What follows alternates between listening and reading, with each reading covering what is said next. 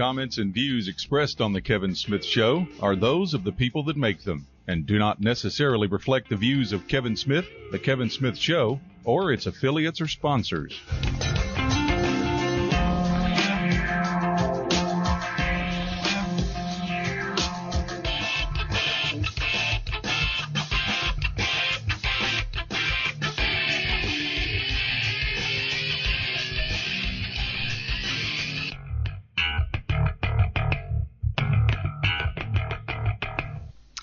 Hi, folks, and welcome to the Kevin Smith Show. Whoever you are, wherever you are, all around this beautiful place we call Earth, welcome to the show. And for those of you who are watching on our TV channel, chuckle a little. It's got bugs. Anyway, we're glad you're here, and I hope that you're glad you're here, and I think you will be. This is going to be a good night. Have you signed up yet for the K-Files e-zine? Look, if you're not subscribed to the K-Files e-zine, sit in front of a mirror and contemplate and ask yourself, where is the genius in not being subscribed to the K-Files e-zine?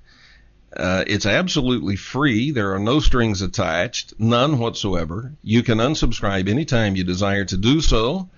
And it will keep you informed as to what's happening with the show, in the show, for the show. Also, links to videos of interest and links to other websites of interest and stories of interest, articles. So it's absolutely free. If you haven't subscribed, be sure you go do that. It will keep you up to date, answer many of your questions that you have, and if you email me your questions, eventually I will get to answering them, but most of those are answered in the K-Files e-zine, so get your hands on it, okay? We are going to be having a Halloween party here at the Kevin Smith Show. We're going to do it online, and that means we've got a bunch of special guests lined up. Just quick cameo appearances of some special guests, people that have been on the show before, people you know and respect and love. Also, some contests and some prizes to give away, and we're going to do that on Halloween night. I've been advised not to do it Halloween night. I've been advised by a couple of folks that it would be better to do it the night before. But the night before is when I do a live show, so we will do it on Halloween night. And would love for you to get in on it. There's really not a reason not to get in on it. We've made the price $5. That is you won't find anything out there in the world that's worth much that you can get for $5. But you can by using that $5 to get your ticket to the party. It will be online. You'll be able to watch it online on our closed circuit or private TV channel. You have to have a password to get in, and you get the password when you buy the ticket. You also will get a free ebook, and you'll be hearing about that during the show tonight. So be sure you get your ticket for that. It'll be October the 31st, and I think you will enjoy what's coming. I'm pretty sure you will. All right, we tonight are going to be talking with Dr. Joseph Farrell. Dr. Joseph Farrell has written books about Nazis, and he's written books about cosmic warfare. So we're going to put the two together tonight and jump into the really deep end and ask him some questions about how the two may be related to each other. You don't want to miss this. You want to call your friends, your neighbors, your relatives, and even your enemies and tell them to tune in. We'll be back right after this. And welcome back to the Kevin Smith Show. Just one real quick shot here. I want to see if we can get that primary camera to work. And the answer to that is no, it doesn't wish to work. All right, so we'll use the secondary camera here tonight, as we have done the past couple of nights. Don't know what the problem is. It worked all day. Now it's not. My guest is Dr. Joseph Farrell. He has been with us before, and I am pleased to say that he is with us again tonight. We have discussed in previous shows with Dr. Farrell the fact that the Nazi Party really did not go out of business at the end of World War II. And we're going to get into that again a little bit tonight. We have talked about in previous shows cosmic warfare. And tonight we're going to put the two concepts together, and I've got a few questions, and I want to hear what Dr. Farrell may have to say about them, and he will, of course, have his own thoughts and ideas about this. Dr. Farrell, welcome back to the Kevin Smith Show. Hey, Kevin. Thanks for having me back on. Give us a real quick rundown on this idea that you presented before about the Nazi Party in Germany did not go out of business at the end of World War II. Well, very briefly, Kevin, I outlined that whole thesis throughout all of my Nazi books, but in particular in a book called The Nazi International. And there are two basic aspects, I think, that need to be stressed. First of all, if you look at the German surrenders, and there were two of them, in fact, one on May 7th in Reims, France, one on May 8th in Berlin itself. If you look at both of those, there is no representative of the Nazi Party that is signing on behalf of the Nazi Party or the Nazi government. All you have at those surrenders are representatives of the German military, and in particular at the last one, the three different service branches, the Reichswehr and the Luftwaffe and the Kriegsmarine. So you don't have any representative of the Nazi Party, which I have always thought very peculiar. You know, the Allies could have certainly demanded one to sign and certainly have stipulated in the surrender that the Nazi Party is signing itself out of existence as a criminal organization. But, you know, the opportunity is missed to do so.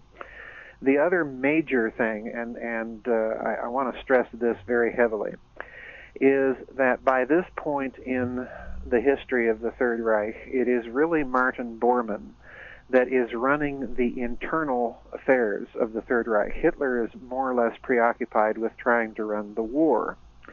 And it is Martin Bormann who is behind the coordination of evacuating the German science, the German patents, the technology overseas to safe havens.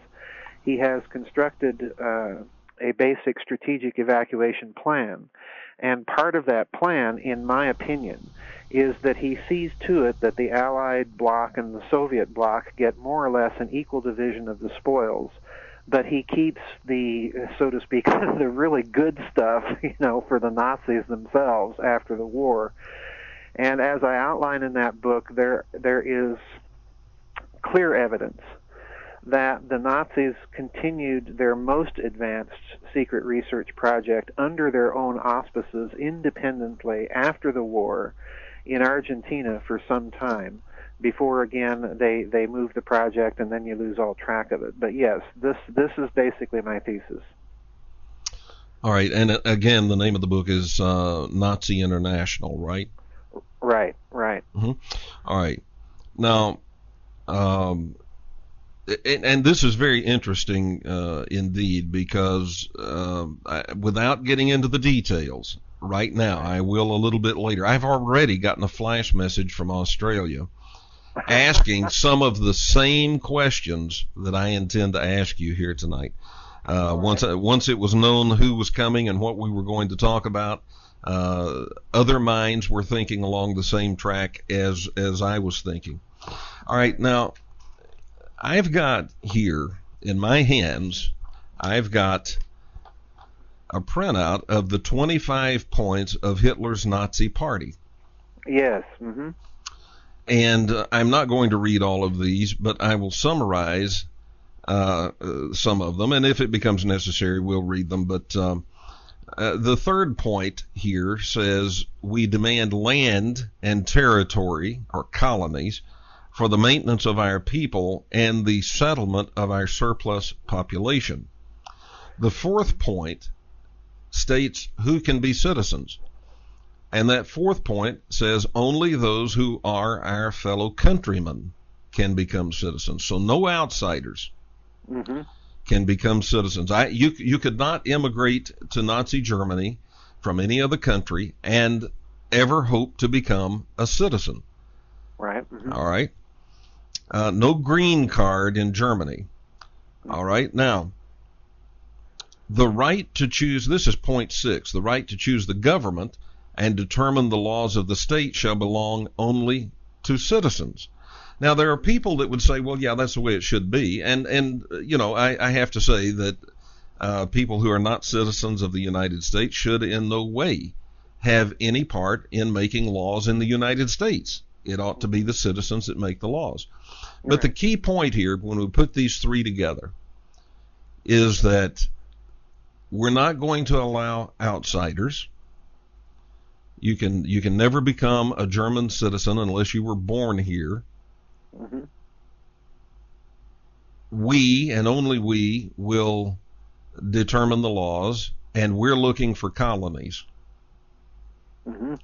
So we have 3 pillars of the 25, 3 of the points that give laser-like focus to a version of Germany that is going to gobble land. And they put it in writing. Right. Okay? Furthermore, and this is really, really interesting, here's some more things that went with this. Establishment of Social Security, strengthening of public domain laws so they can confiscate your property, state-paid education, higher education, national health care, and then PC speech. Newspapers, well, first of all, this is point 23. We demand that there be a legal campaign against those who propagate deliberate political lies and disseminate them through the press. Newspapers transgressing against the common welfare shall be suppressed. PC speech, no freedom of speech, and yet there is one of these that says all citizens shall have equal rights. Okay, so you have an equal right to agree with the government. Right. All right, and there's, of course, in one of these, it demands the creation of a strong central authority in the state. Right. Okay, so what we have here is a description of many of the things that have been going on in this country. Yes. And they've been going on in this country with increasing intensity and frequency since the 1950s. Yes. Just before the 1950s, we had Project Paperclip. Yes, exactly. Project Paperclip imported, what was it, 1,200 scientists? Well, the number actually, Kevin, has really never been pinned down, and this is one of the most interesting things. But let me put it into a very broad context for you, what you've been outlining there, and I hope a context that will even kind of dovetail with the show that you did with Robert Morningstar last night. If we look at the Nazi Party itself, just take the actual official name, the Nationalsozialistische Deutsche Arbeiterpartei, and break it down. You have a party that is intensely nationalist. In other words, they are going to look out for Germany for Germans, okay? The second component, of course, is the socialist part. They are going to implement all sorts of socialist policies within that nation. In other words, it's not an international socialism like communism, it's a national socialism. And finally, we're going to take care of the workers. So in spite of the barbarity of the regime, once Hitler takes power, one of the first people that he takes aim at is the Anglo-American corporate elite that basically had been sucking Germany dry, you know, through the Dawes Plan, the Young Plan, and so on and so forth in between the wars.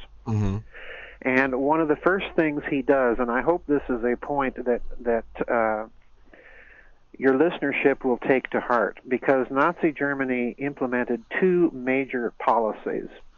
and it's very crucial for people to understand how they dovetail together. The first policy is that Hitler essentially restored the sovereign right to the German government to issue essentially debt-free money. In other words, he bypassed central bankers completely. There's two forms of money. Basically, money as debt, which is monetized debt, which is the system that most countries have been operating under, and you know that certainly this country has been operating under the Federal Reserve. The other thing that Hitler does is he starts very secret departments within the SS to make Germany energy independent. This is where all their interest and research in some of this very exotic physics begins. And it's important to understand that these two policies go together. They go hand in hand as far as the Nazis are concerned. They have correctly seen that if you're going to be free of an international private banking elite, on the one hand, you have to destroy their monopoly over currency, and on the other, you have to destroy their monopoly over energy. In other words, you have to develop energy sources entirely free of this non-renewable resource game that those bankers play. So this is very crucial. Nazi Germany was taking direct aim at the international power structures at that time. Now, the tie-in to Kennedy and Paperclip is this.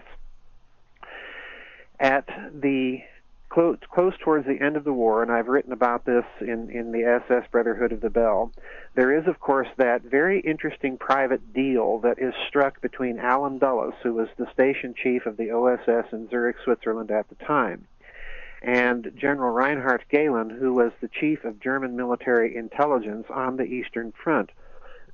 Pardon me. Gehlen basically worked out a deal whereby he would turn over to the United States that entire German military intelligence network in Eastern Europe and the Soviet Union. That, of course, the OSS then later becomes the CIA.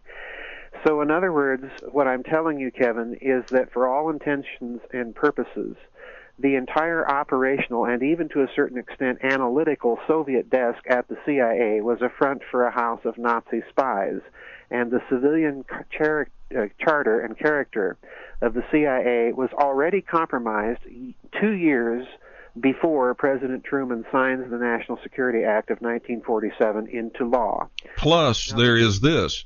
Gehlen, in this agreement to do this, agreed to do it so long as he got to remain in command of it.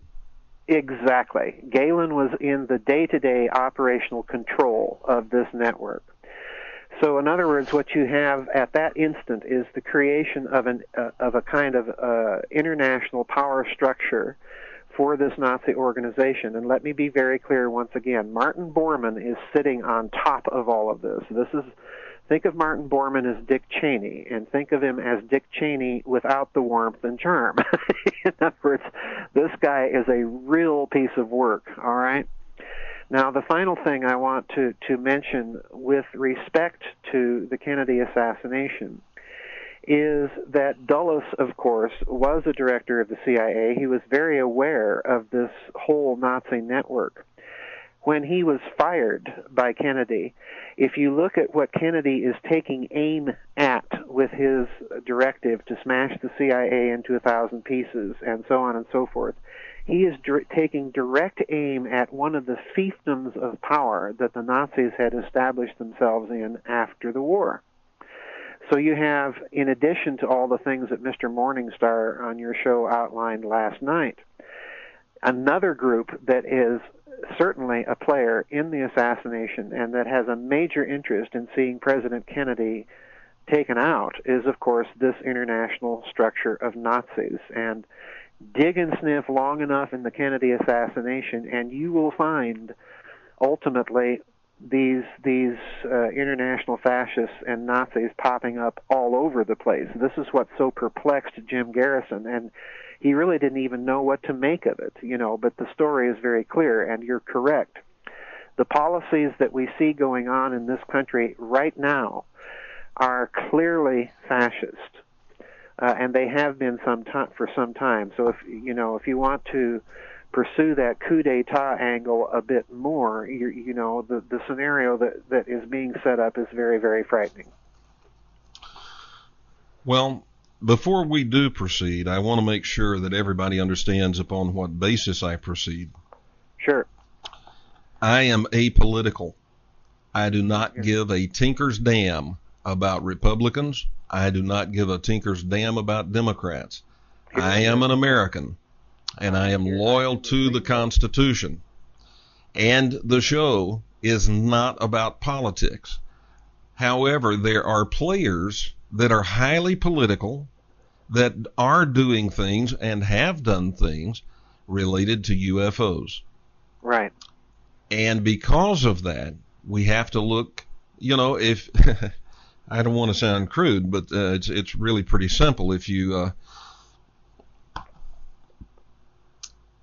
look under the skirt, you see everything that's under the skirt. Right. And that is the situation here. So I just wanted to point out these policies of the Nazi Party, because I think, and this is the reason, I think whenever I read as I have, and paraphrase as I have, these policies of the Nazi Party, this is what they wrote. These are their 25 points.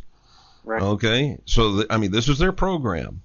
Now, when I read this, and you hear it, folks, and then you sit back and you remember the headlines for the past few months and hopefully for the past several years, and you remember the headlines and you go, oh my gosh, that sounds like what I've been hearing.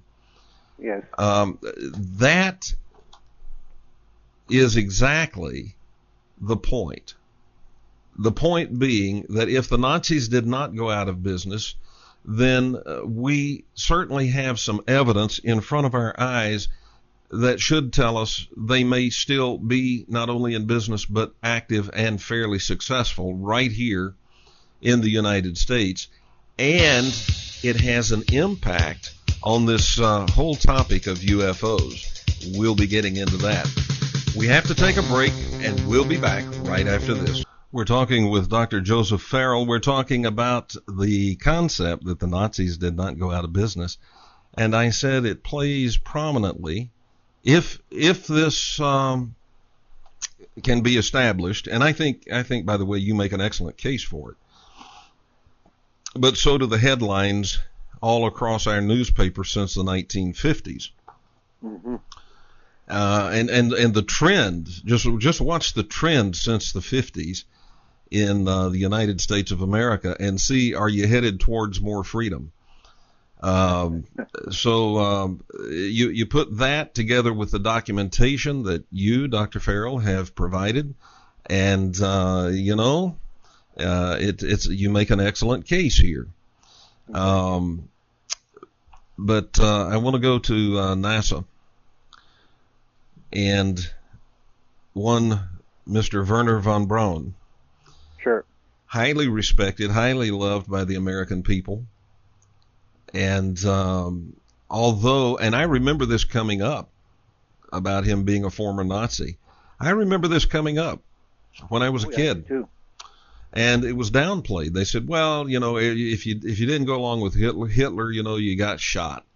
And so almost all the scientists, had to play along, and they all were Nazis. And but he was not really a very ardent Nazi. Well, the fact is, he was an officer in the SS. That's right. And if I may be mistaken, but I think he was a major. Is that right? Yes, that's correct. Mm-hmm. Okay. Now, a major is not that's not a small rank. No. You're only a couple of steps away from general. That's right. And his file was shown on television the other night. A report after the war. The report said that he was an ardent Nazi, and somebody in Washington put it in a typewriter, went above the line where it says that he is an ardent Nazi, and right above that they put the word not. He is not.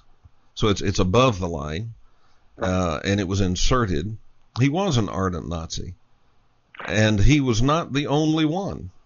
No, that's correct. In fact, as a matter of fact, it's very interesting that you mentioned that. I just received yesterday in the mail a file on another paperclip scientist that was a close associate of Dr. von Braun, a fellow by the name of Dr. Kurt Davis, that I see the same thing. I read his file last night, and this happens over and over again in the file, that one of the major concerns that they had with this man was that he was an ardent Nazi, and it's very clear from reading the file that they have doctored his past, and in fact, it's clear to me from reading the file that certain things in his party record, in his SS record, and so on, were simply expunged before the war's end by the Nazis themselves. So again, I think you're absolutely right to point out that at least as far as NASA goes, that there is this very tight, and in fact, I want to mention something in addition to this.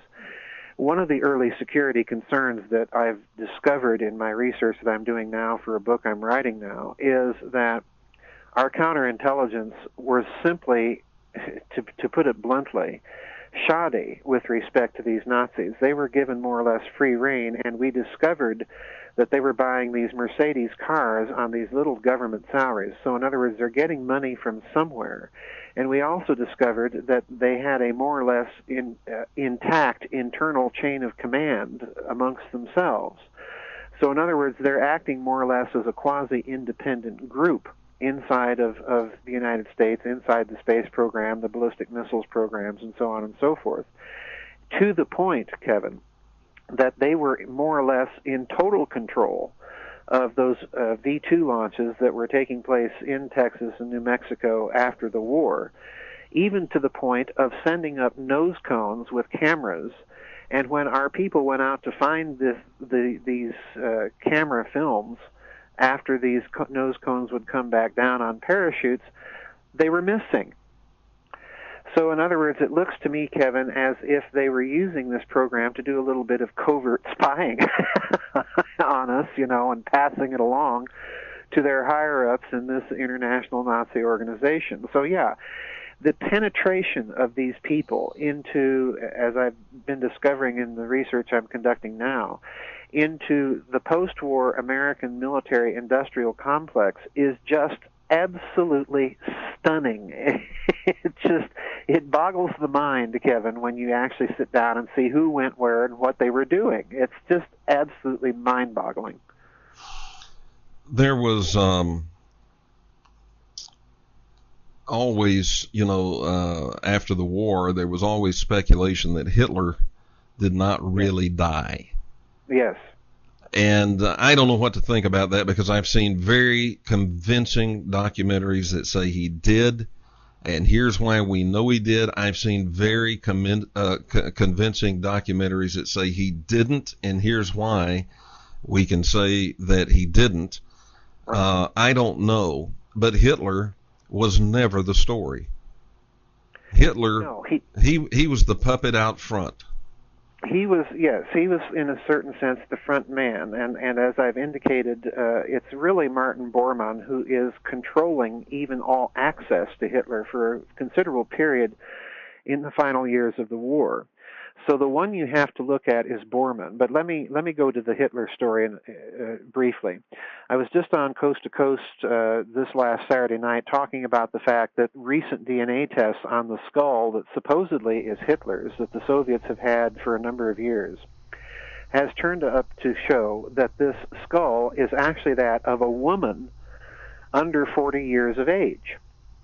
Now, it's very interesting that this has come to light so very recently, because in the Nazi International, as you know, I detail a case that Hitler actually probably did get out of Berlin at the end of the war through the machinations of Martin Bormann and his good friend Heinrich Müller, who actually headed the Gestapo and who controlled all the doubles for the leaders of the Nazi Party. And the thing we have to remember in the case of Hitler and these top-ranking Nazis and the stories of their death that we have been told, and that is that all of these stories are themselves ultimately dependent upon Nazi witnesses.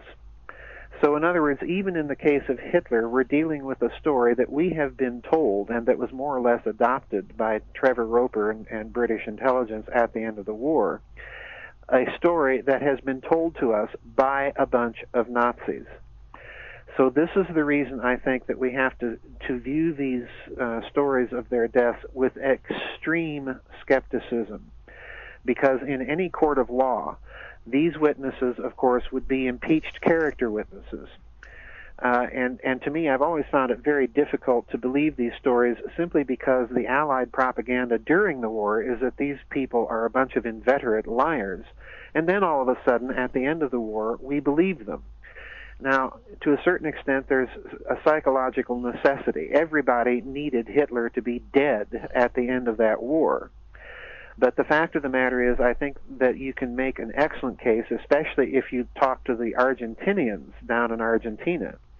They will tell you to this day that there's a certain region of the country that Hitler and these high leaders of the Nazi Party ensconced themselves in after the war. So we have to drop our Anglo-American centrism of the history of the war and start talking to everybody that was a participant in the war, the Argentinians, the French, the Russians. And if you start doing that, most of those sources, most of those people will tell you a very different version of the end of the war than what we've been taught. Gee, I'm shocked. Well, you know, one of the most interesting investigators into the whole Hitler survival story was, in fact, a policeman like yourself. And the fellow's name was Harvey Wilson, and he published an article about the Hitler's survival in this area of Argentina in the Police Gazette in 1964, and I reproduced the article in the Nazi International.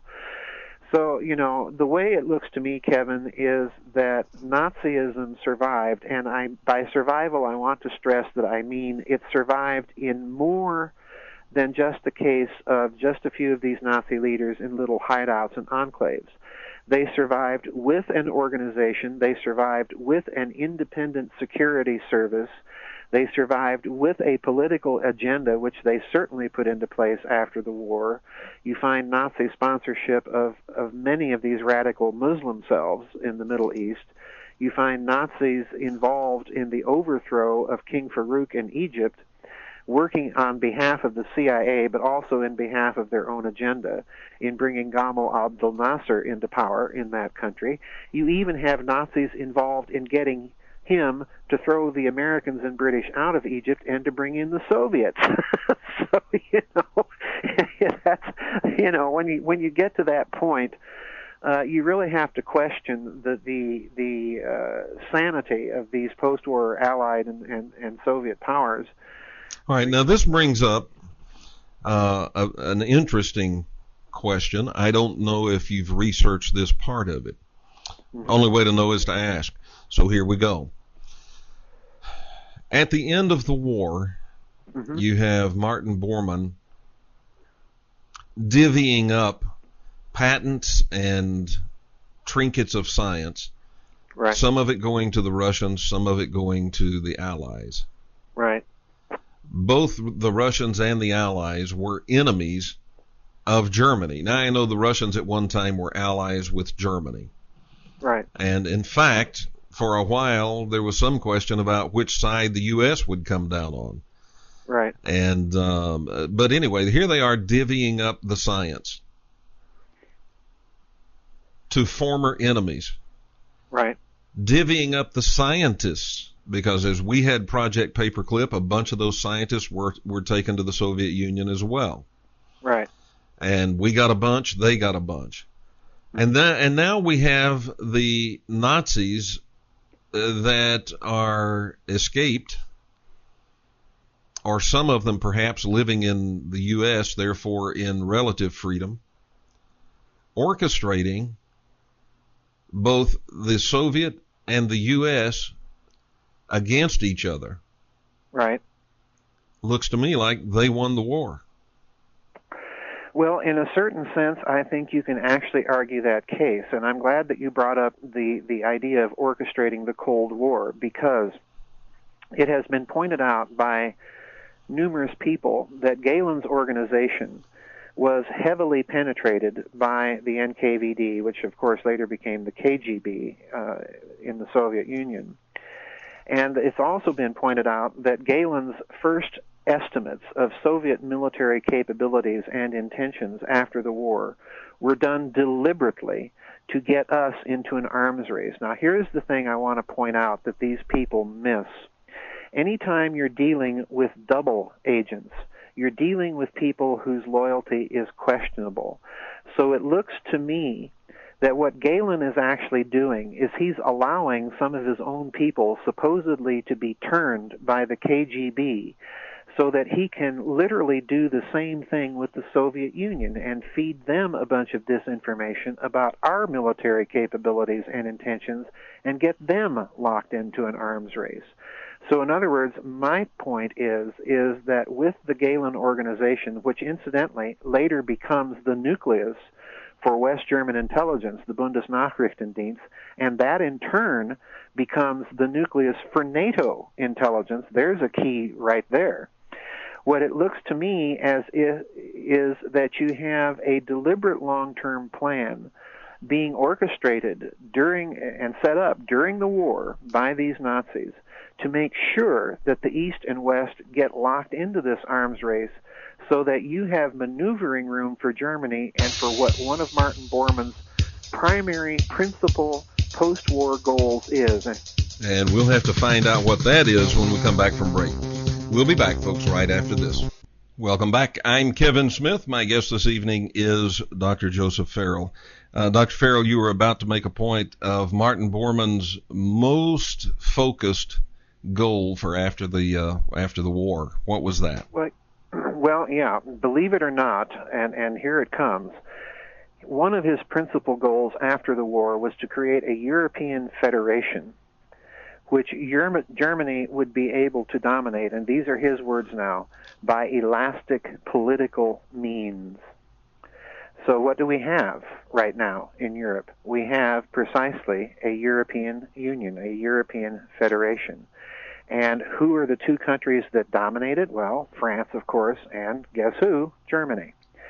So, in other words, all of the agendas of this post-war Nazi international have, in fact, come about.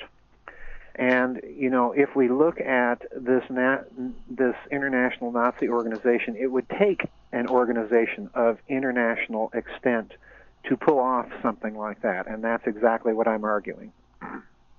All right, now I want us to tie this to UFOs, and here's how.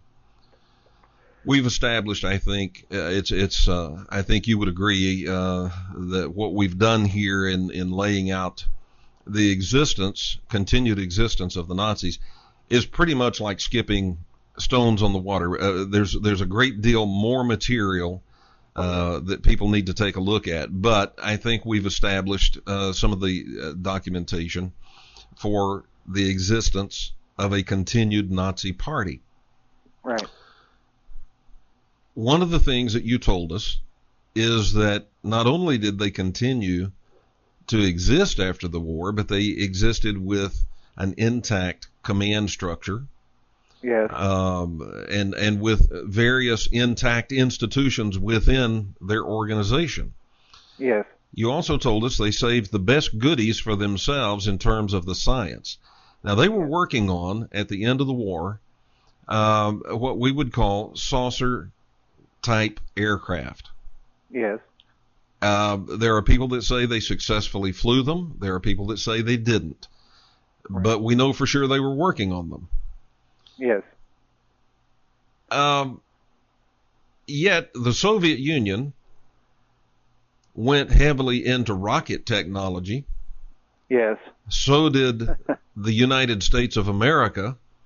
Yes. Is it, and at the same time, the largest number of the most spectacular UFO sightings seems to be South America, where yes. these Nazi enclaves were, and to this day, there still are some Nazi yes. enclaves.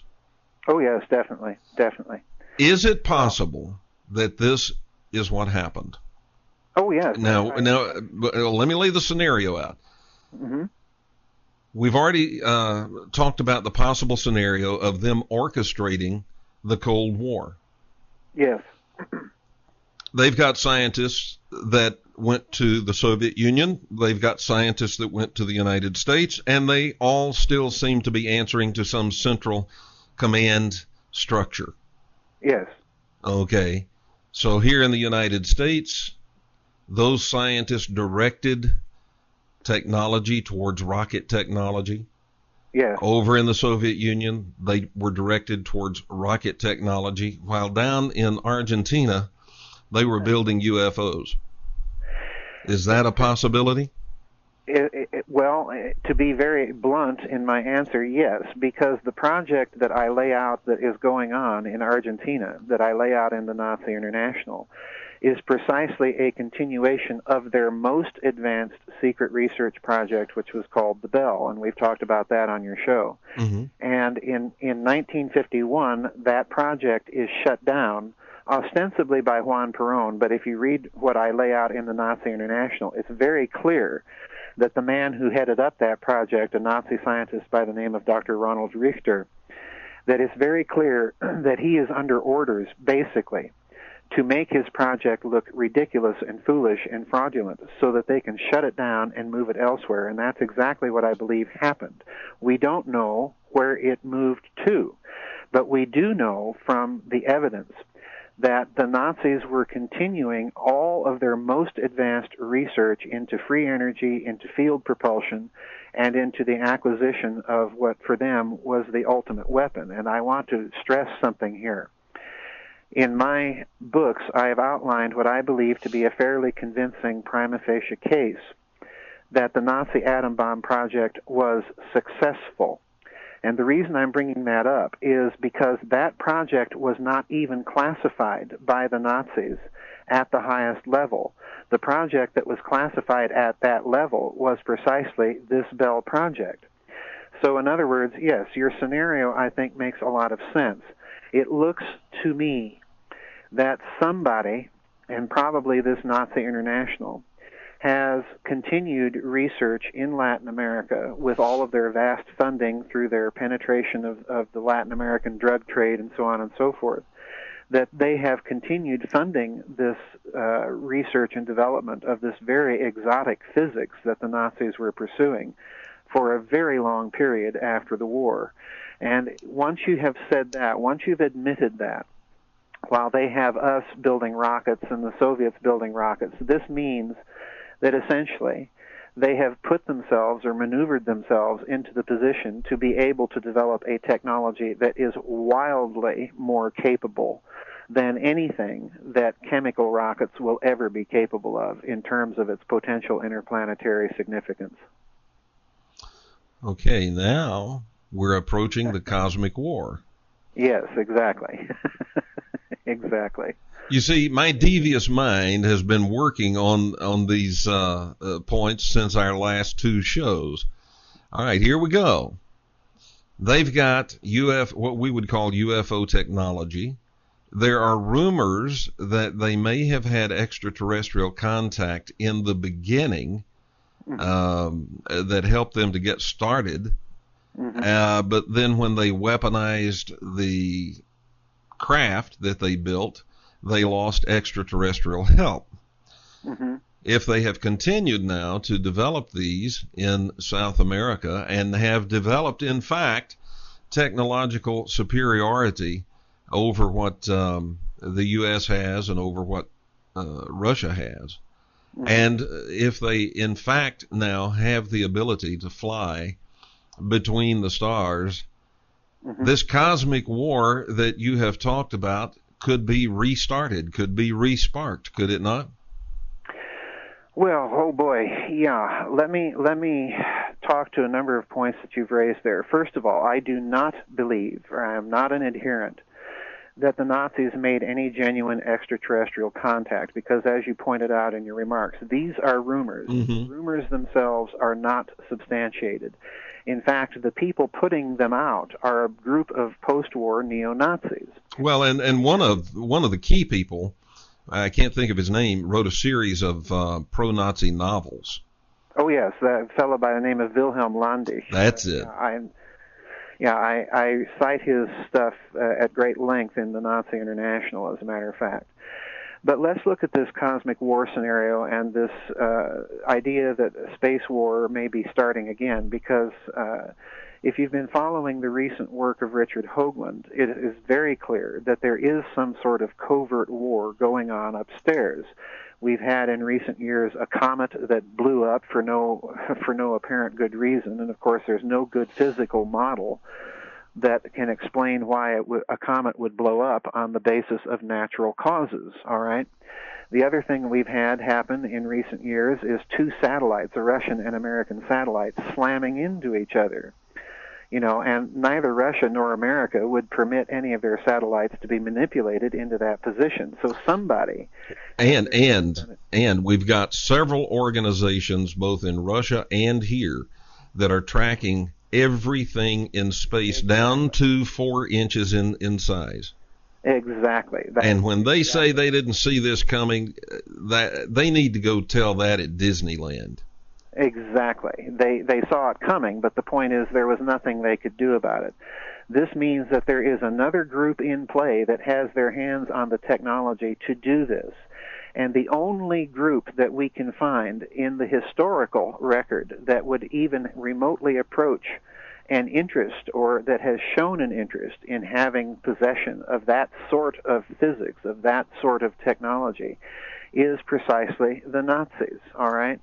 The final thing that we've got to consider, and Richard Hoagland was on Coast to Coast last night speaking precisely to this point during the last hour, was this upcoming NASA mission where we're going to be crashing things into the south pole of the moon.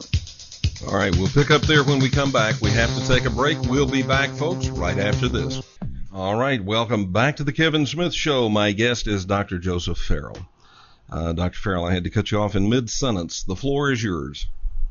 Well, essentially, I was getting to the Nazi connection with this cosmic war, and incidentally, let me thank you for making that connection, because you've seen how I write my books. You're connecting dots between them, and I give little clues on how to connect those dots in the book, so you're dead on here. What I lay out in the Cosmic War book is essentially a scenario that if we look at some of these very, very ancient texts, not so much as mythological texts or even as philosophical texts, but as texts containing a physics, if you know how to decode it, then what you have contained in them are little clues as to perhaps how to reconstruct that physics. Now, the Nazis enter that picture very specifically in a very clearly related way, because as most people know, the Nazi government, under the auspices of the SS, had created a whole department of the SS called the Ahnenerbendienst, the so-called Ancestral Research Bureau. But here's the key that most people miss. When Himmler set this up, and you can go to the Nuremberg Tribunal records and kind of dig around a little bit, and you'll eventually find this letter, this decree, that establishes this department. When he sets this up, he says that one of the purposes of the Ahnenerbe is to investigate the esoteric and the occult for its potential military application. So when you have all of these Nazi archaeological teams going around the world, and specifically and importantly to Mesopotamia, one of the things they're interested in, covertly but very clearly, is to acquire these texts or anything else that would give them a clue into this ancient lost physics that, if you read those ancient texts carefully, was the technology, was the science behind what I believe to have been a very genuine, very interplanetary war that was fought by means of it. So if you're looking at that explosion of technology that took place during the 12 years of the existence of the Third Reich, I don't think you need to rationalize it on the basis of having contact with extraterrestrials. I think where you need to look is this whole interest in ancient lore, occult tradition, and some of these ancient texts. There's your Nazi connection to the Cosmic War. Okay, now you mentioned earlier that we had two satellites that crashed into Yes. each other very mysteriously, and the explanations, they could have just said no, they didn't really crash, those were flares being dropped. That would have been Right. just as sensible. Yeah, swamp gas. Yeah, it's swamp gas. But here we also have something, and that's two important satellites that went missing. Yes. One of them is the Mars Global Surveyor. Yes. All right, now the Mars Global Surveyor has never been explained. It just went away. Yep. It didn't blow up, as some people have suggested, because had it done so, there would be debris. Right. There was no debris in its orbit, and as confirmed by the other satellite, the Mars Reconnaissance Orbiter, using its high-resolution camera. Right. They were looking for it. They couldn't find it. Yes. Okay, it just went missing. All right, Yep. now, then at the end of August, first part of September, we had the Chandrayaan-1 in orbit, the Indian satellite, in orbit around the moon. It was doing high-resolution 3D mapping. And it really got some good shots of what was on the moon. But another thing that it did was it confirmed that there is water on the moon. Yes. All right, now just after that confirmation, and before that confirmation was released to the public, it went missing. And here's what's interesting about this, Dr. Farrell. The first report that came out quoted a Mr. S. Satish of the Indian Space Agency Yes. as saying it vanished from radar. That's a quote. It Yes. vanished from radar. Within 2 days, that article had been pulled, Yes. and new articles have been put out that say we lost radio contact. But that isn't what he said originally. He said it vanished from radar, and we are going to ask the Russians and the Americans if they can locate it, because they have some really super strong radar. Okay? Right. So Right. now they're saying they just lost radio contact. If something vanishes from radar, that's not the same thing as losing radio contact. That's right. And what happened is that satellite, apparently, according to Satish, just went missing. Well, let me speak to Mars first, and then to the Indian satellite, and in the latter respect, I'm going to kind of play off of the remarks that Hoagland made on Coast to Coast last night. But with respect to Mars, there's even more strange stuff going on Mars, and I mean right on the planet itself. Because a few months back, I forget how long ago it was, NASA was concerned that the little robot that we have running around up there was beginning, nearing the end of its life expectancy. And one of the reasons that the concern had been expressed was because the dust that was settling on its solar panels, all right? Mm-hmm. Well, then all of a sudden, this little robot simply turned itself off. They lost contact with it. And then, all of a sudden, it turned itself back on. And lo and behold, the solar panels were clean. It was as if some little Martian came by with his little bottle of Windex and cleaned off the solar panels for us on our little robot. So in other words, if we look at what's happening, someone appears to be sending us messages. If we put all of these anomalies together, the crashing satellites, the comet that blows up, robots that turn off and turn back on with, solar panels free of dust, and so on and so forth. If we look at all of this, Kevin, it looks as if someone is trying to send us messages, and namely that we are here on these planetary bodies in your solar system, and we have a technology that you do not possess. And let me add one more thing to that scenario. I think if we look at the actions of the Anglo-American corporate elite in the last few years, they are acting increasingly panicked. They are acting like people with the gun to their head. I think it actually began with September 11th and the collapse of the two World Trade Center towers, because I think what is the message that is being sent by somebody, and I think it's somebody right here on good old planet Earth, is that we have our hands on an extremely sophisticated technology and you don't. Now this brings up the moon and the Indian satellite.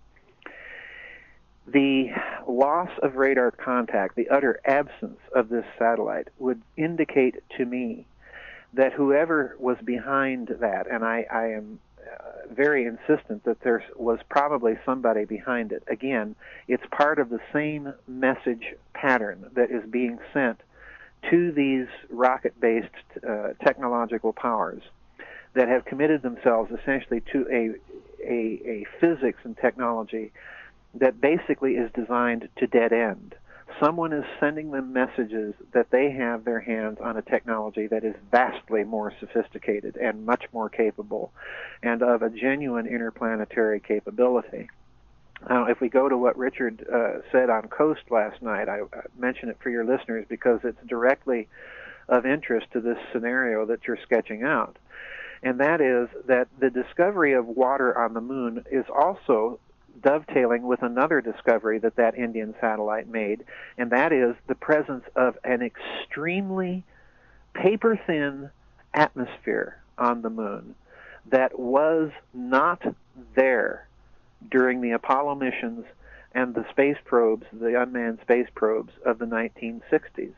So in other words, what we have with the presence, the detection by the Indians of the detection now of a very, very, very thin atmosphere on the moon means that this is the product of a technological activity.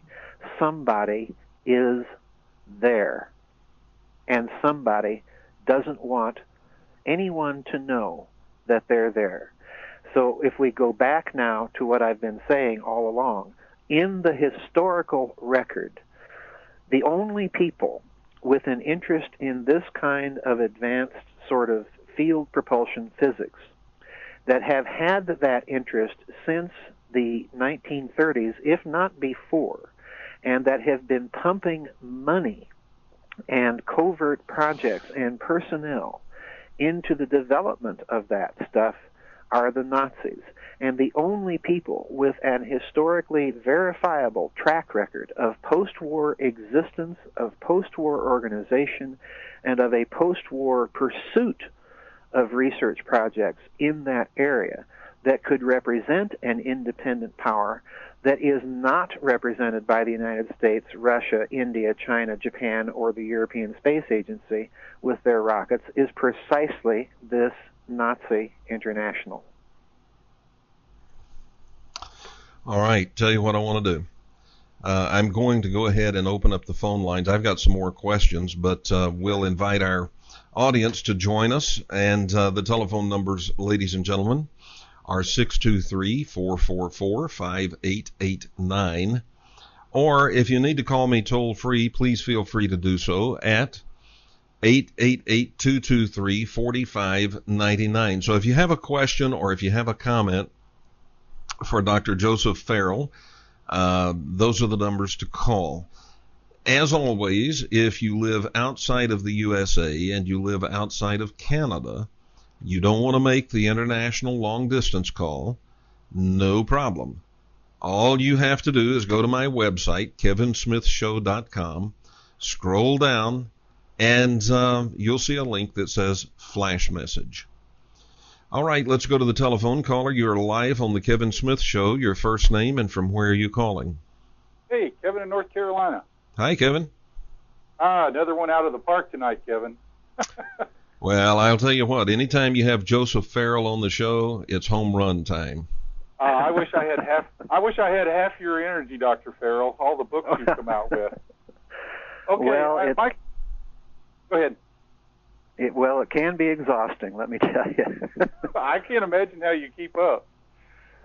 Coming from the idea of the enemy of my enemy is my friend. Right. I'm one of those people that reads very slowly, so there's no way I've made it through all your books. So forgive my ignorance here.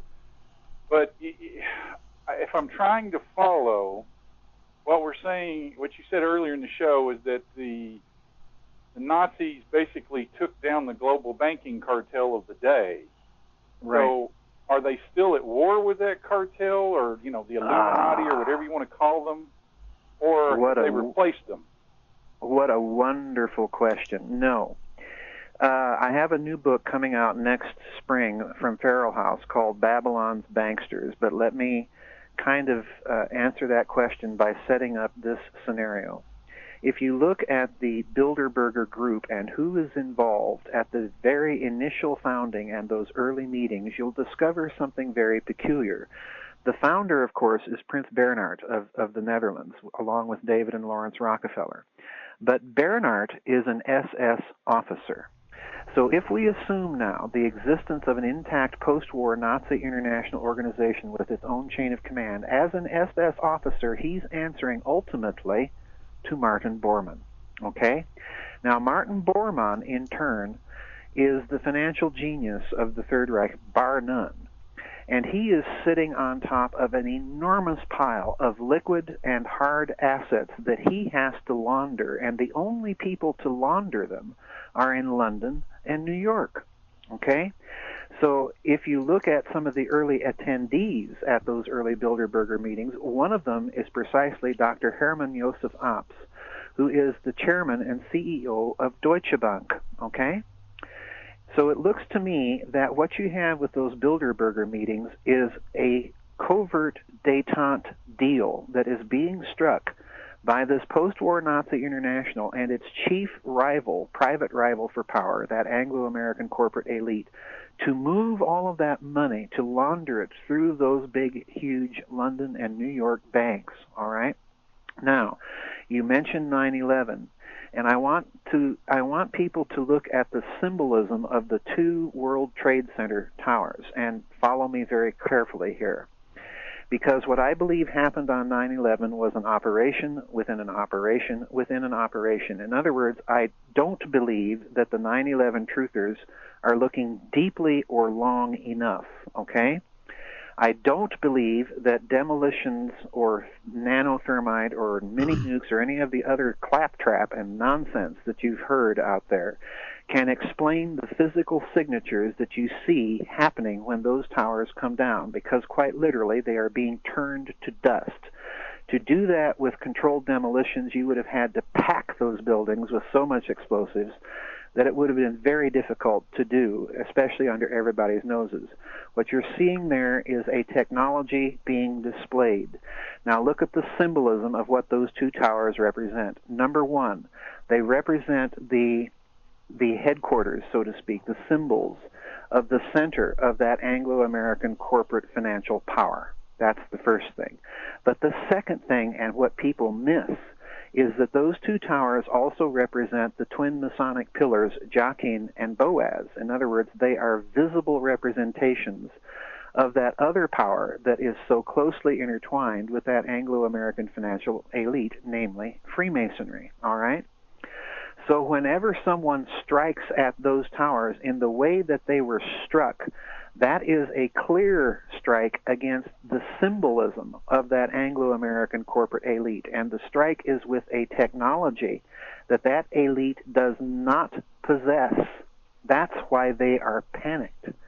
And it's also, furthermore, my belief that this recent financial panic that you see in that very same circle is part of this very covert warfare that's going on upstairs, that's going on down here.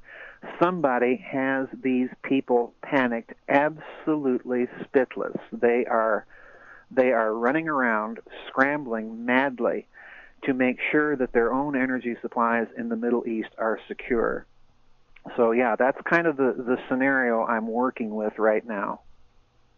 Excellent question. Question would be, okay, if they are the enemy of the global elite, which most people would, I guess most of the, shall I say, the conspiracy theory crowd is afraid of, and if I follow what you're saying, they're saying that, they're crashing the economy to take care of us, and you're suggesting, no, the Nazis are crashing their economy and they're panicking. So now the follow-up question would be, who should I be more afraid of? Well, in my opinion, you need to be, another excellent question, in my opinion, you need to be more afraid of this international fascist or Nazi organization than you'd need to be afraid of the Anglo-American corporate elite. Because, as I've said on other shows and numerous interviews, numerous times, they are not in the position. I mean, they have literally pissed off the whole world. They've got the Russians mad at them, the Chinese, the Japanese. I mean, my word, look at the recent elections in Japan. They literally kicked out the ruling party that's been more or less the puppet of that Anglo-American financial elite ever since the end of the war. So they have made a lot of enemies. So they are not going to crash the economy of their only secure basis of power, which namely is in North America, because they need to keep that intact. In other words, you are looking at factional infighting, so to speak, within this New World Order crowd. They are not going to crash their own basis of power, because then they are really going to be backed into a corner. So it's looking to me as if their schemes are coming unraveled in a breathtaking way. And I like to go back to the end of the war and to my scenario of what I think the Bilderbergers were really set up to do, and that was move all this Nazi money around. And that is, and here's the bad news, David and Sir Edmund. The bad news is when you're playing with the likes of Martin Bormann and Heinrich Gestapo Miller, that money is going to come with a very high price tag, and when the day comes, when the marker comes due, you'd better be able to pay up, because if not, they will take you out. You're dealing with people that are mafiosi to the nth power. So, in other words, it's looking to me like in recent years, that post-war détente is coming unraveled. And it's looking to me as if you're seeing the beginning of some real factional infighting with who's going to be on top of that emerging world order when it finally does happen. And I think the Anglo-American elite is under the gun. They are under severe pressure. I need a playbill. This is more involved than the movie Dune, I think. Oh, yeah, very, very much so. I make no bones about that either. You're absolutely right. And I don't want to monopolize. I'm going to get out of here, but I do want to ask, if you can, before the end of the show, maybe you can connect it back around and tell us who the original aliens were that they got this technology, and are they still around, and are they in on this game at any point? So, I can answer that very easily with this expression.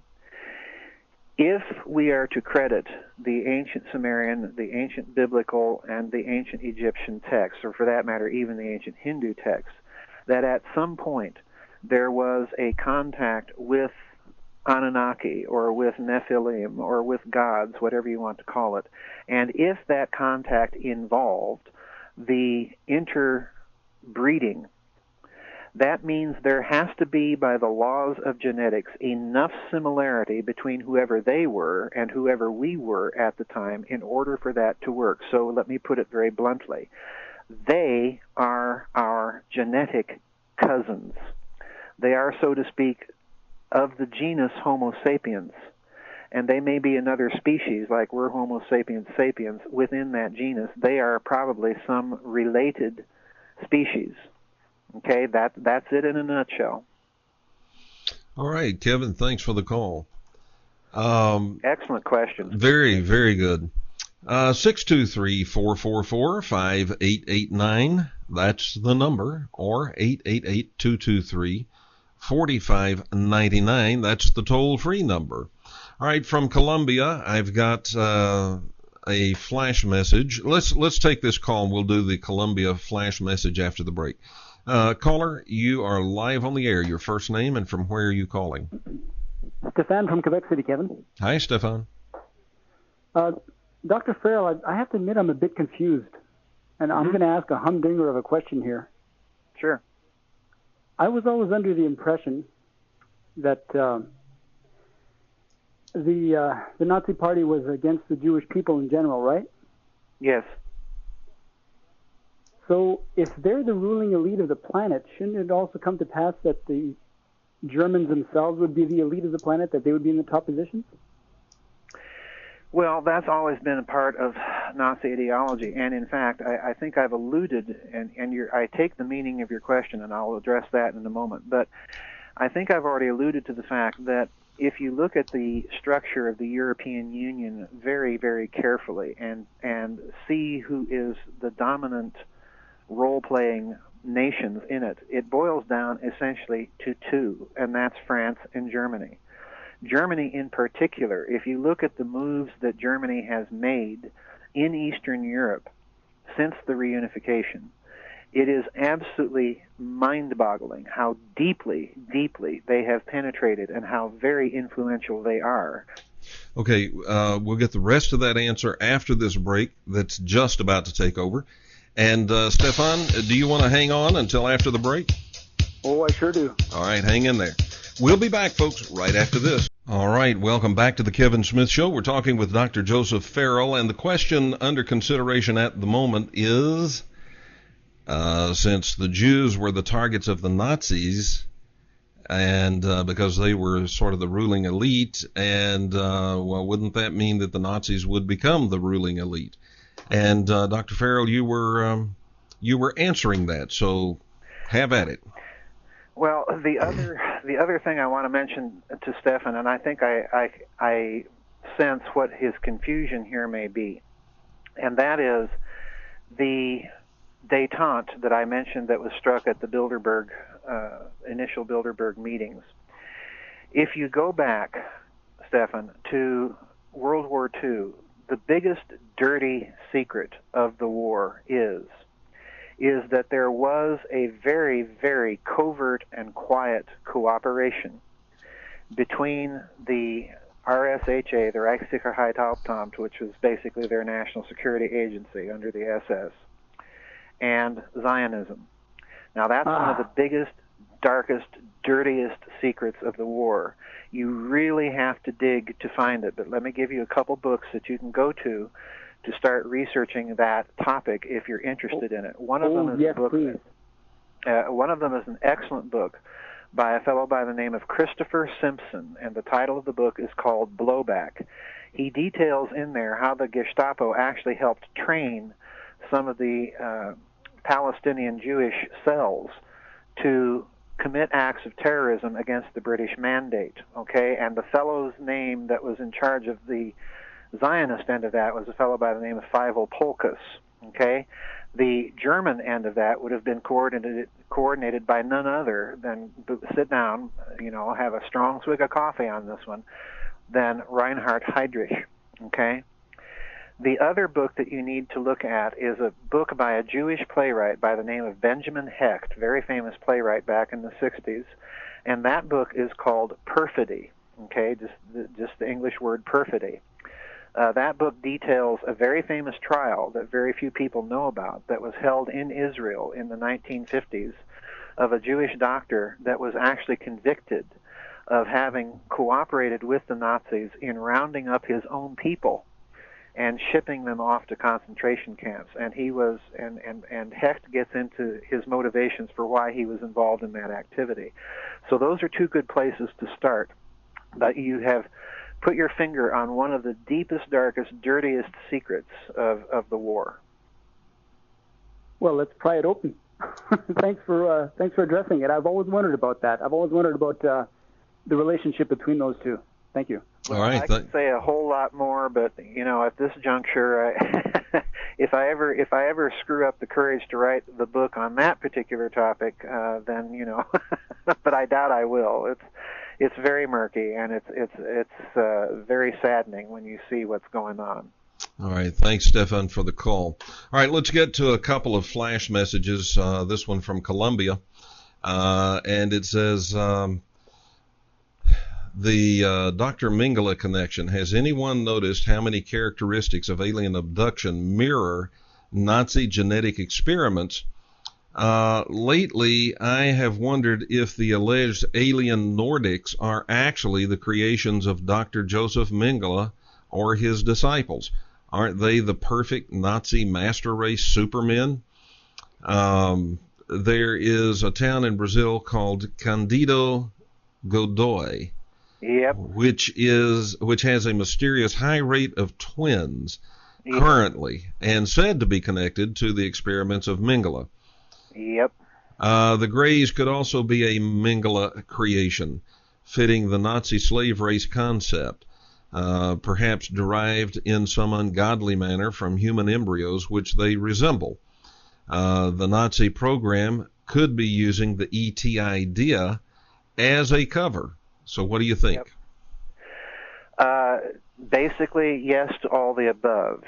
This individual is absolutely correct about that town in Brazil. There has been a book by a Latin American journalist by the name of Jorge Camarasa that details that town, the high incidence of Nordic twin births there, the presence of Dr. Mengele in the area, and again, and I want to point out the hidden implication of Camarasa's thesis. In order for that type of very sophisticated genetic work to be done, you have to have in place an organization, you have to have in place finances, and you have to have in place the ability to get research equipment to do that.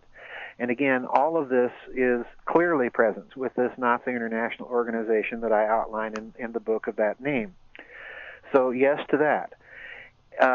Is there a peculiar incidence of Nordic types within alien abductions, and might there be a Nazi connection? Well, yes, because if you go to the very first and most famous abduction case in the 1960s, the Betty and Barney Hill case, under hypnosis, Barney Hill's psychiatrist asked him, well, what do they look like? And if you recall what I put in the SS Brotherhood of the Bell, his response is very, very odd. He says they look like Nazis. And he even, that's his exact words. So, there may be some sort of terrestrial connection to all these abduction cases. And Dr. Jacques Vallée has been arguing that point for a number of years, that they appear more to be psychological operations and human operations than anything extraterrestrial. And the final point your flash listener there says about the idea of Greys being sort of genetically engineered little robots. Well, I don't ever speculate on any of that in my books, but my suspicion has always been that this is precisely the case. So, yes to all the above. I have said many times, and will say again because it is so true, those who listen to this show are so perceptive. We always get such great observations and great questions from our audience. All right, this one comes from Tasmania, and it's pretty long. So let me summarize it. He talks about a photograph that appears in a book called "Someone Else Is on Our Moon." And he says in this particular photograph, you can see a dome and 4 huts adjoining it. And I know what he's talking about. Yeah, I've got it too. So Jeff, yes, you're right, and thank you for the flash message. Let me say one more thing about the previous flash message that I forgot to address. He mentions the fact, could all of this ET stuff be used as a Nazi cover? Mm-hmm. And to me, the answer is yes, and I'll tell you why. In most of my books, I've written 5 about this Nazi topic. I'm actually writing a 6th one right now. And in all of them, I have cited the affidavit of Carol Rosen and what she said that Werner von Braun told her. He told her, essentially, that first, the communists are going to be considered the enemies. Then it would be terrorists. Then it would be nations of concern. And then it would be asteroids, and at that point, she says, he kind of stopped and chuckled. He says, against asteroids, we are going to have to deploy weapons in space. And the final thing she says that he told him, and the most laughable of them all, in his opinion, was that we are going to have extraterrestrials, and because of that, we are going to have to deploy weapons in space. Now, the way I look at it, Kevin, is that if you take Mr. Hoagland and Mr. Barra's thesis of a hidden space program, a secret space program, in my opinion, I think they're right. And I think that 2-track space program actually began in Nazi Germany. Because after all, You've got V2 rockets raining down on London. There's your public space program. It's kind of hard to ignore. Mm-hmm. But your private space program, your secret off-the-books program, is all of this very advanced research the Nazis are doing into field propulsion, connected with the Bell and so on and so forth.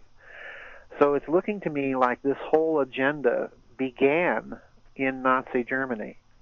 So could this threat then be used by someone with the technology sophisticated enough to fool everybody? Absolutely. Good enough. All right. Caller, you're live on the Kevin Smith Show. Your first name and from where are you calling? Yeah, good evening, gentlemen. It's Terry from Ohio. Hi, Terry. Hi, Terry. I got somewhat of a statement and then a question. I've mentioned before, like our forefathers, even though when they first came over here and all the good they did, they also brought what I believe is a blight on society, which is any, masonry or whatever society that's come back to bite us in the butt today, whether they knew it or what they perceived it as. It's still, ignorance is not the excuse in a court of law.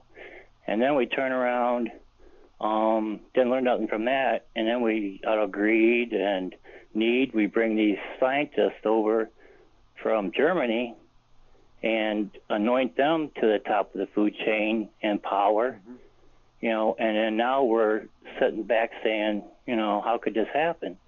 I mean, we did it to ourselves. Kevin's really talks about NASA. Well, who was in charge of that? Why are they screwing up so much? Whether they still have power of NASA, I don't know, but, initially they had grips all over it. And then my question would be to you is that, even you said that it wasn't a treaty of surrender wasn't really properly signed, but yet is it still valid today, and is it only valid in Germany, or could we apply it to anyone in our country that's acting the same way against that treaty? That's an excellent question.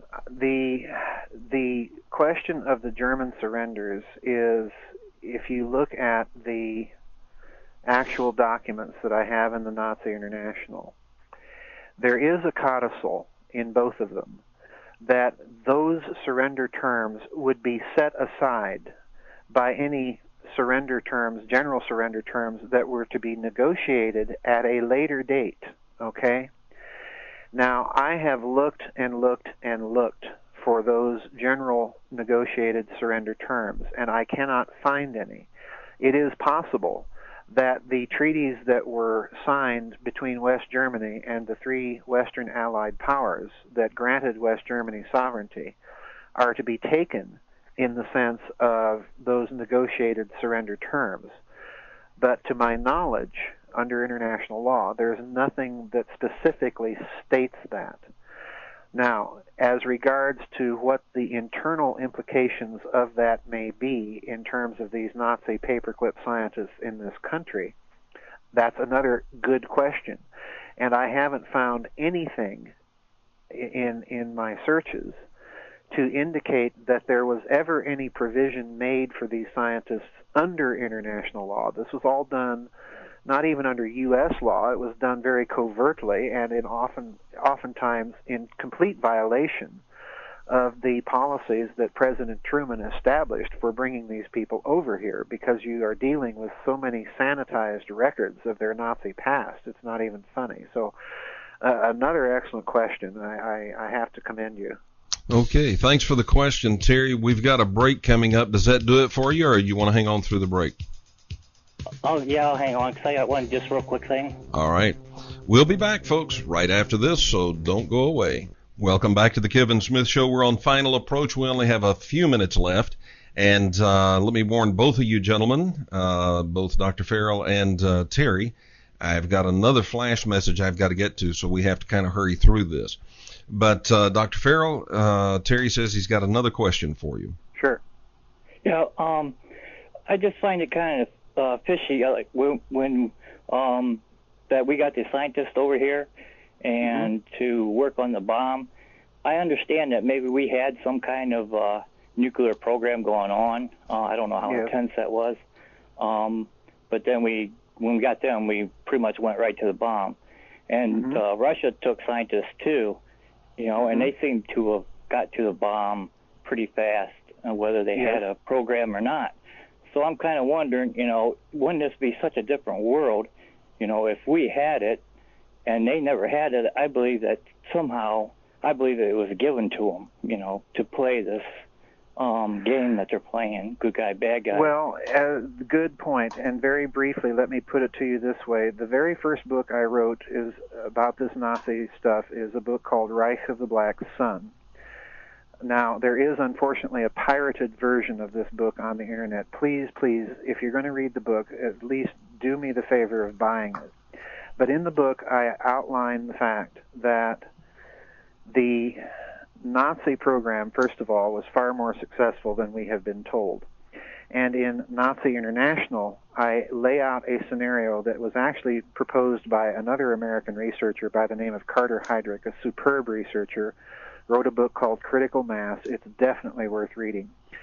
But in the scenario that he lays out, Bormann saw to it that during the process of surrender, we were given atom bomb components by the Nazis that actually helped make the Manhattan Project successful.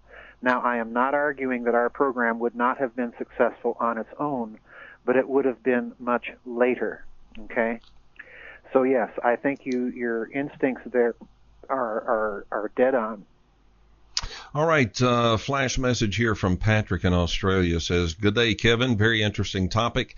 Strangely, we had dead air for about 30 seconds when Dr. Farrell mentioned the Deutsche Bank. My question, I'm not surprised about that. We get interfered with all the time. My question is, and let me just say, if what is being said on this show isn't true, they would never touch us. Right. My question is, if it was or is common knowledge that the Nazis had moved to South America, why didn't the Allies go after them there? Well, another excellent question, and there are several answers to it. The first is that the big compound in Argentina was, first of all, under the protection of the Argentinian government, and it has been for some time. The second answer is that security at that particular compound that I'm referring to was extremely intense. For us to go in there in any capacity would have caused an international incident with a country that we cannot afford to lose as an ally, all right? That especially at that time. The other answer is that you must remember that there is also heavy Nazi penetration into the American military-industrial complex, and in particular through the CIA with this Gehlen organization. And as a matter of fact, if you look, this is the other astonishing thing that you have to remember. If you look at all those 50s CIA covert operations, the overthrow of Mossadegh in Iran, the overthrow of King Farouk in Egypt and the installation of Gamal Abdel Nasser, the overthrow of Salvador Allende in Chile, in each and every instance of those covert operations, the actual feet on the ground that are carrying out all of these CIA operations are members of this Nazi International. So in other words, they've got blackmail goods on us, all right? So it's kind of a classic Mexican standoff situation. You don't cut off the covert arm that is carrying out all these operations, because essentially you won't have an arm to carry out covert operations. All right, now I've got another question that dovetails with that one. We know about these compounds in Argentina. Right. What other countries are they known to have set up compounds in South America? Inside Chile, Bolivia, Paraguay, Brazil, Peru, Ecuador, and Colombia. All right. You will find, and even Mexico to a certain extent, you'll find little mail drops and so on. But there's more countries involved: Taiwan, Egypt, Syria. So in other words, this is and certainly Spain. This is an extensive organization. With all the stuff that you've written about them and that you say about them on the air, have you ever been concerned that they would come after you? Yes and no. To be honest with you, Kevin, I was contacted by what I believe to be an intermediary for some of these people. And to my surprise, I was informed that they actually like my work, okay? And I suspect that the reason is that there's a certain bit of pride. They want their story to be told, quite bluntly. Work in the dark, but it's okay if you know about us. Yeah, you know, one of my biggest surprises is that 2 of my books have recently been published in Germany, and they're doing quite well. And it's not, of course, that I'm saying that the Germans are a bunch of Nazis. In fact, if you want to find a very anti-Nazi population in the world, it's in modern Germany. So, you know, I think it's a certain amount of wanting the story to be told as well. I'll give you a quick example, because we're almost out of time, how anti-Nazi Germany is. One of the all-time most famous computer games, it's an old one, but it went everywhere. In its day, it was the bomb, was called Wolfenstein. Oh, yes, I remember it. It was not allowed in Germany. That's right. Not allowed. That's right. Dr. Farrell, where can people go to get your books? Well, most of them are published by Adventures Unlimited Press, and they have a website, www.adventuresunlimitedpress, all lowercase, all one word. There is a toll-free number that they can call during normal business hours. That's 1-800-718-4514. One of my books that does deal with the Nazis is called The Philosopher's Stone, and that is available from Farrell House, F-E-R-A-L. And, of course, they can get all of my books at Amazon. All right. Now, do you maintain a website of your own, or do you pretty much stick with your publisher's websites? No, I do have a website of my own. I'm so pressed for time I don't update it very often, but I do have one. It's www.Giza Death Star, that's all one word, G-I-Z-A, and then the words Death Star, all lowercase, .com. And, you know, any Google search on my name will also bring up my website. And all right, we've got 30 seconds for this answer, and then we're going to be staring at the wall here. And here's the question. This Nazi International and all their space stuff they're doing, are they going to kick off some kind of cosmic war again? In my opinion, they probably have already started. I think that we're looking at that group that's behind all this strange stuff going on upstairs. Are they on the moon? It wouldn't surprise me.